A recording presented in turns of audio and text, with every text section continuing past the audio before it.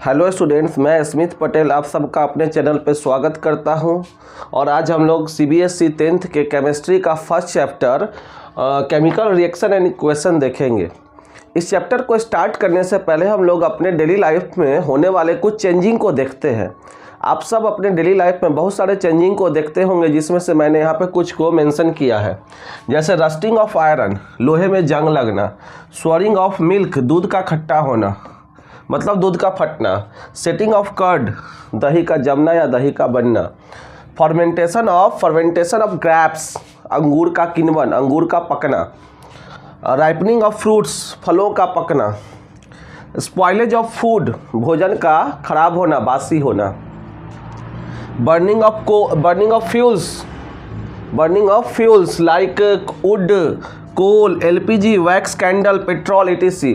मतलब विभिन्न प्रकार के डिफरेंट टाइप के फ्यूल्स का कंबसन, जैसे हम जलाते हैं वुड को, कोल को, एलपीजी को, वैक्स, कैंडल को, पेट्रोल को एक्सेट्रा।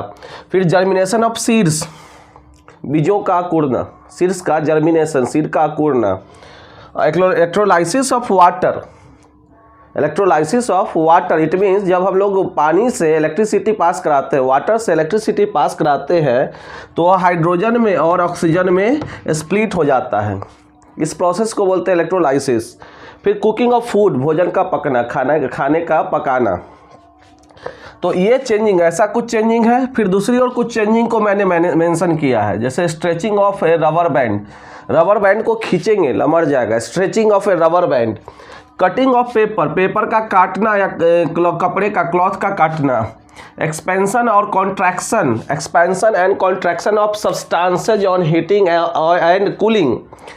जब कोई सब्सटेंस गर्म होता है तो एक्सपेंड हो जाता है, इट मीन्स फैल जाता है, और जब वह ठंडा होता है तो कॉन्ट्रैक्शन होता है उसमें, मतलब वो सिकुड़ जाता है। उसके बाद फिर देखते हैं मेल्टिंग ऑफ वैक्स। अगर हम वैक्स को, मोम को गर्म करेंगे तो वह मेल्ट हो जाएगा। फॉर्मेशन ऑफ क्लाउड्स, बादल का बनना। Hammering of metals into thin sheets, metal को अगर हम लोग हैमरिंग करेंगे मतलब हथौड़ी से पीटेंगे तो वह पतला पतला शीट में कन्वर्ट हो जाएगा। तो ये लिखा हुआ है hammering of metals into thin sheets. और stretching of metals to form wires. अगर मेटल को हम खींचेंगे गर्म करके तो उसमें से पतला पतला तार निकलेगा, तो उसको ये स्ट्रेचिंग ऑफ मेटल्स बोलते हैं, उसको stretching of metals to form wires. तो यहाँ पर आप देखेंगे इधर मैंने जो भी चेंजिंग लिखा है उसमें न्यू सब्सटेंस का फॉर्मेशन हो रहा होगा। इधर मैंने जो भी यहाँ पर मैंने चेंजिंग लिखा है, जैसे आयरन में जब रस्टिंग होगा तो आयरन एक अलग चीज़ है, और जब रस्टिंग हो जाएगा, रस्ट में कन्वर्ट हो जाएगा, तो रस्ट जो होता है, रस्ट जो है वह है हाइड्रेटेड आयरन ऑक्साइड। तो रस्ट जो है ना वह आयरन से इंटायरली डिफरेंट है, बिल्कुल अलग है। वैसे ही अगर हम बात करते हैं स्वरिंग ऑफ मिल्क का, तो इसमें न्यू सब्सटेंस बनता है। जो फटा हुआ दूध है, जो पहले से दूध था वो मीठा था, मीठापन था उसमें। जो फटा हुआ दूध है जिससे हम लोग बटर निकालते हैं, जिसमें से हम लोग बटर या पनीर निकालते हैं, ठीक है। तो ये जो है स्वरिंग ऑफ मिल्क, इसमें एक न्यू सब्सटेंस का फॉर्मेशन होता है। फिर आता है फर्मेंटेशन ऑफ ग्रेप्स। कच्चा अंगूर जो होता है ना वो खट्टा होता है, फिर उसका फर्मेंटेशन होता है, वह पक जाता है तो उसका टेस्ट मीठा हो जाता है। राइपनिंग ऑफ फ्रूट, सेम चीज़ है, फलों का पकना। कच्चा आम खट्टा होता है, उसको हम ज़्यादा नहीं खा सकते, लेकिन जब वो पक जाए तो उसको हम खा सकते हैं। इसका मतलब जो पका हुआ आम है उसका प्रॉपर्टी कच्चे आम से अलग है। इट मीन्स कि जो पका हुआ मैंगो है, राइपेन मैंगो है, पका हुआ आम है, वह कच्चे आम से अलग है। वैसे ही स्पॉइलेज ऑफ फूड, खाना को हम लोग खाते हैं, लेकिन जब वह बासी हो जाता है, एक दिन पुराना हो जाता है, उसको हम लोग नहीं खाते। क्यों? क्योंकि जो स्पॉइलेज, ये जो स्टेल फूड है, बासी भोजन है, उसको अगर हम खाएंगे तो हम बीमार पड़ सकते हैं। उसके बाद देखते हैं burning of fuels like wood, coal, LPG, wax, candle, petrol etcetera. जब किसी भी चीज़ को हम जलाते हैं उसका कंबसन होता है, तो वहाँ न्यू सब्सटेंस बनता है। जैसे हम कार्बन को जलाएंगे, when we burn carbon in oxygen it forms CO2 carbon dioxide. तो यहाँ पर एक न्यू सब्सटेंस बनता है जिसका नाम है कार्बन डाइऑक्साइड। पहले से यह कार्बन था, जब इसको जलाएं एक न्यू सब्सटेंस बना जिसका नाम है कार्बन डाइऑक्साइड। वैसे ही जर्मिनेशन ऑफ सीड को अगर हम डाल देते हैं मिट्टी में तो उसका जर्मिनेट हो जाता है, उसमें से स्प्राउट निकलता है। फिर हम लोग देखते हैं इलेक्ट्रोलाइसिस ऑफ वाटर का जब हम इलेक्ट्रोलाइसिस करते हैं, वाटर का इलेक्ट्रोलाइसिस करते हैं तो वाटर था पहले से था H2O, उसमें से इलेक्ट्रिसिटी LECTRICTY यह हाइड्रोजन और ऑक्सीजन में स्प्लिट हो जाएगा, यह हाइड्रोजन में और ऑक्सीजन में स्प्लिट हो जाएगा। तो यहाँ पर 2 लगा देते हैं और यहाँ पर 2 लगा देते हैं, ठीक है। तो यहाँ पर न्यू सब्सटेंस बना एक हाइड्रोजन और ऑक्सीजन, ये कंपाउंड था, हालांकि ये भी कंपाउंड है, हाइड्रोजन गैस है ऑक्सीजन गैस है, एलिमेंट्री कंपाउंड है। तो न्यू सब्सटेंस बना। Cooking of food, raw rice है, कच्चा चावल है, रॉ राइस इसको हम ज़्यादा नहीं खा सकते। अगर इसको डेली थोड़ा सा भी चावल हम फाके खाए तो जॉन्डिस हो जाएगा, हम बीमार पड़ जाएंगे। लेकिन इसी चावल को जब हम पका लेते हैं, कुक्ड राइस, तो हर रोज़, जिसको हम लोग भात कहते हैं, हर रोज़ हम लोग उसको खाते हैं, उससे हमको कुछ नहीं होता, बीमार नहीं पड़ते हैं। इसका मतलब जो पका हुआ चावल है, जो कुक्ड राइस है, वो रॉ राइस से इंटायरली डिफरेंट है। तो इधर मैंने जो भी लिखा है चेंजिंग, उसमें एक न्यू सब्सटेंस का फॉर्मेशन हो रहा है। इट मीन्स कि यह जो है ये सारे के सारे केमिकल चेंज है, केमिकल चेंजिंग है। और इधर जो मैंने लिखा है जैसे स्ट्रेचिंग ऑफ रबर बैंड को खींचेंगे तो रबर बैंड ही रहेगा, रबर ही रहेगा। कटिंग ऑफ पेपर को काट देंगे या कपड़ा को काट देंगे, वो कपड़ा ही रहेगा। एक्सपेंशन और contraction of substances on heating और कूलिंग। अगर हम किसी सब्सटेंस को गर्म करते हैं तो उसमें एक्सपेंशन होगा, मतलब फैल जाएगा। जैसे लोहा को गर्म किया, आयरन को, तो फैल जाएगा, मतलब एक्सपेंशन होगा उसमें, लेकिन रहेगा तो आयरन ही। अगर उसको हम ठंडा करते हैं तो कॉन्ट्रैक्ट होगा, सिकुड़ के छोटा होगा, लेकिन रहेगा तो आयरन ही, ठीक है। वैसे ही मेल्टिंग ऑफ वैक्स को अगर हम हीट सप्लाई करते हैं, वैक्स को हम लोग गर्म करते हैं तो ये मेल्ट हो जाएगा, लेकिन रहेगा वैक्स ही। फिर ठंडा करेंगे, फिर से कूल डाउन करेंगे, फिर से वह कन्वर्ट हो जाएगा सॉलिड वैक्स में। फॉर्मेशन ऑफ क्लाउड्स, आकाश में जो वाटर वेपर प्रेजेंट है वही कॉन्डेंस होके क्लाउड में कन्वर्ट होता है। तो जो वेपर था वो भी वाटर ही था गैसियस स्टेट में, और क्लाउड जो लिक्विड है वो भी वह भी वाटर ही है लिक्विड स्टेट में। फिर देखते हैं hammering of metals into thin sheets. अगर हम मेटल को पीट के हथौड़ा से, हैमर से उसको थिन शीट में कन्वर्ट कर देते हैं, फिर भी वह जिस मेटल का था, आयरन है तो आयरन ही रहेगा, अगर वह टीन है तो टीन ही रहेगा, गोल्ड है तो गोल्ड ही रहेगा, सिल्वर है तो सिल्वर ही रहेगा। Stretching of metals to form wire, same चीज़ है कि अगर मेटल को हम स्ट्रेच करें with the help of machines और उसको गर्म करके, तो जो वायर निकलेगा, अगर गोल्ड का है तो गोल्ड का ही वायर होगा, अगर वह गोल्ड है तो गोल्ड का ही वायर होगा, सिल्वर है तो सिल्वर का ही वायर होगा, आयरन है तो आयरन का ही वायर होगा। तो ये सब के सब है फिजिकल चेंज। यहाँ था केमिकल चेंज और यहाँ है फिजिकल चेंज। केमिकल चेंज में न्यू सब्सटेंस का फॉर्मेशन होता है जिसका प्रॉपर्टी, जैसे ही न्यू सब्सटेंस है, इसका मतलब है उसका जो प्रॉपर्टी है इनिशियल सब्सटेंस से इंटायरली डिफरेंट होगा, बिल्कुल अलग होगा। वहीं दूसरी ओर देखते हैं जो फिजिकल चेंज है उसमें कोई न्यू सब्सटेंस का फॉर्मेशन नहीं होता है। तो हम लोग को यहाँ पर केमिकल चेंज, आई होप कि आप लोग केमिकल चेंज और फिजिकल चेंज समझ गए होंगे। तो केमिकल चेंज जब भी होता है ना, तो वह होता है केमिकल रिएक्शन के द्वारा।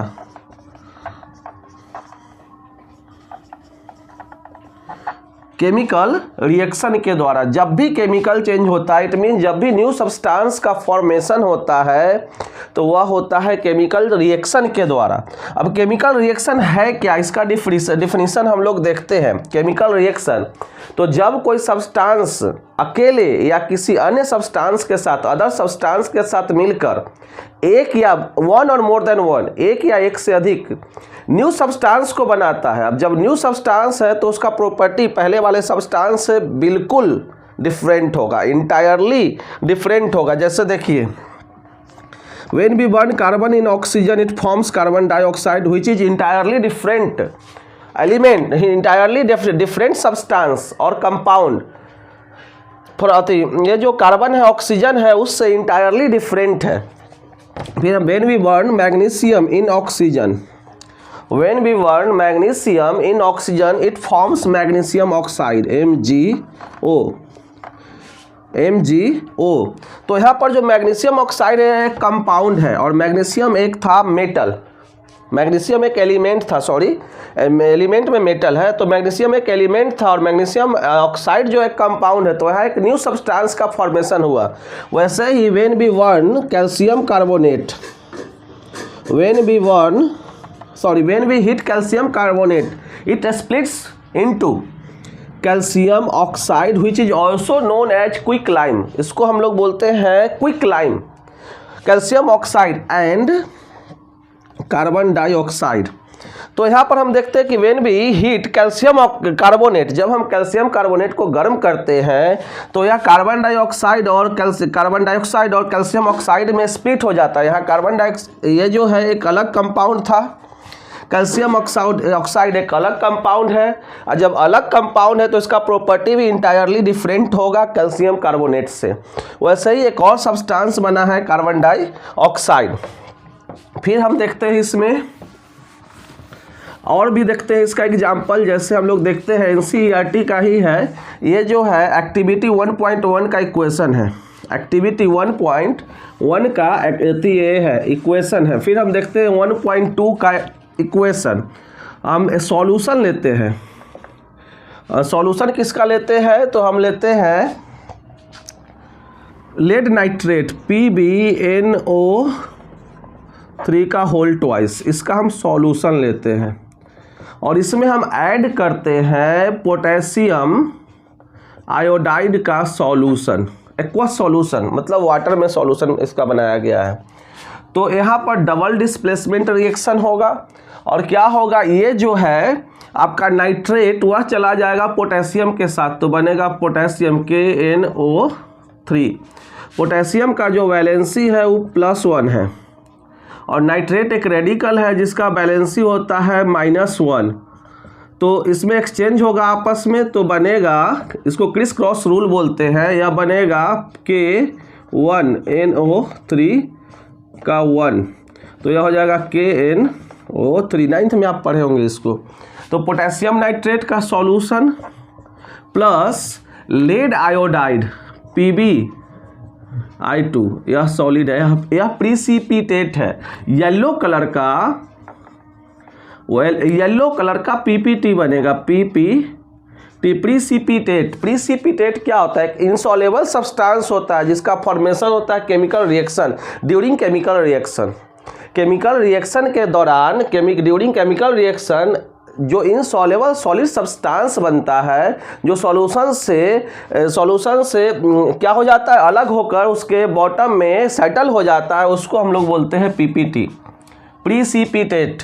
ठीक है, तो यहाँ पर जब लेड नाइट्रेट के सॉल्यूशन में हम ऐड किए पोटेशियम आयोडाइड को, तो बनाया, क्या बनाया, तो पोटेशियम नाइट्रेट। देखिए यहाँ पर एक न्यू सब्सटेंस बन रहा है और एक और न्यू सब्सटेंस बन रहा है, तो यह केमिकल रिएक्शन है। तो केमिकल रिएक्शन में होता क्या है, कोई सब्सटेंस अकेले या किसी अदर सब्सटेंस के साथ मिलकर, एक प्रोसेस है केमिकल रिएक्शन। केमिकल रिएक्शन एक प्रोसेस है जिसमें कोई सब्सटेंस अकेले या किसी अदर सब्सटेंस के साथ मिलके वन और more than one new substance का फॉर्मेशन करता है, जिसका प्रॉपर्टी जो है इनिशियल सब्सटेंस से इंटायरली डिफरेंट होता है। और इनिशियल सब्सटेंस क्या हो सकता है, तो इनिशियल सब्सटेंस कोई एलिमेंट हो सकता है या कोई कंपाउंड हो सकता है। कोई एलिमेंट हो सकता है, जैसे इस दोनों में एलिमेंट है, या फिर हालांकि कंपाउंड है, एलिमेंट्री कंपाउंड है, ये आपका कंपाउंड है। ठीक है। अच्छा, एक और चीज़, जो केमिकल रिएक्शन में पार्टिसिपेट करता है उसको हम लोग बोलते हैं रिएक्टेंट, REACTANT, TANT। और केमिकल रिएक्शन के ड्यूरिंग केमिकल रिएक्शन जिस न्यू सब्सटेंस का फॉर्मेशन होता है, केमिकल रिएक्शन के कारण जो न्यू सब्सटेंस बनता है, जिस न्यू सब्सटेंस का फॉर्मेशन होता है उसको कहते हैं प्रोडक्ट। प्रोडक्ट को हमेशा एरो साइन के राइट साइड में रखते हैं और रिएक्टेंट को हमेशा लेफ्ट साइड में रखते हैं। अगर मोर देन वन रिएक्टेंट है तो उसके बीच में हम प्लस का सिंबल देते हैं। सेम चीज़ है प्रोडक्ट के लिए, अगर मोर देन वन प्रोडक्ट है तो बीच में हम प्लस का सिंबल देते हैं। तो ये सब के सब केमिकल रिएक्शन का एग्जाम्पल है, इसमें न्यू सब्सटेंस का फॉर्मेशन हो रहा है। अब क्वेश्चन है कि केमिकल रिएक्शन होता क्या है। तो यह एक प्रोसेस है, the process in which one और मोर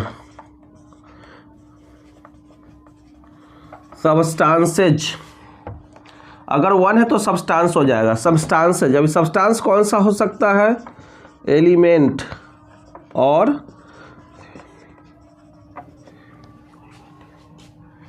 कंपाउंड, COMPOUND, कंपाउंड।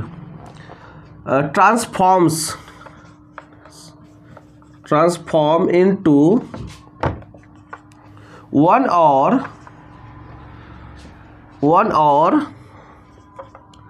मोर new substances having entirely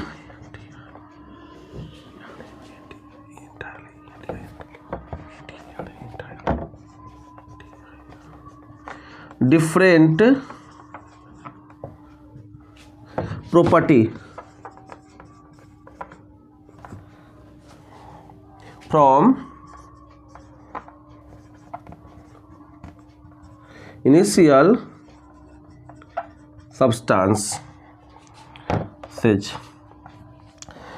chemical reaction एक ऐसा प्रोसेस है जिसमें एक या एक से ज़्यादा सब्सटेंस पार्टिसिपेट करता है।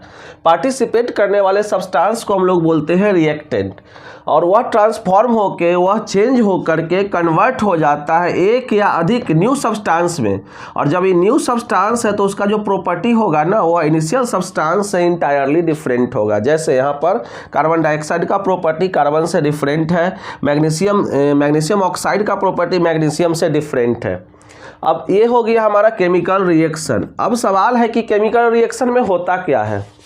चलो केमिकल रिएक्शन समझ गए। केमिकल रिएक्शन में हम लोग देखें कि न्यू सब्सटेंस का फॉर्मेशन होता है, बस इतना तो जान लिए। लेकिन कैसे होता है, अगर उस पर हम विचार करें तो आपको हम एक एग्जांपल दिखाते हैं केमिकल रिएक्शन में होता क्या। यहीं देखिए ना, ये आपका लेड था, एक एटम है लेड, एक एलिमेंट है जिसका एटम है लेड, और नाइट्रोजन से नाइट्रेट में नाइट्रोजन, एक एटम है नाइट्रोजन और एक एटम है ऑक्सीजन, फिर है पोटेशियम और आयोडीन है। तो इसमें क्या होता है, केमिकल रिएक्शन के दौरान रीअरेंजमेंट होता है, किसका, एटम्स का। केमिकल रिएक्शन के during chemical reaction rearrangement of atoms takes place. उसमें क्या होता है, केमिकल रिएक्शन में रीअरेंजमेंट होता है और कुछ नहीं होता, बस रीअरेंजमेंट होता है। जैसे इसको आप एक एग्जांपल से समझिए।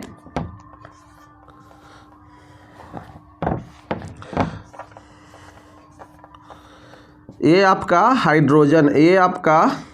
हाइड्रोजन का 4 एटम है, इसको हम रिएक्ट करवाए ऑक्सीजन से, O2। पहले रिएक्शन लिख लेते हैं, H2 + O2 when we burn hydrogen in oxygen it forms water. तो 2 यहाँ आएगा और 2 यहाँ आ जाएगा, तो 4 एटम है हाइड्रोजन का और 2 एटम है ऑक्सीजन का।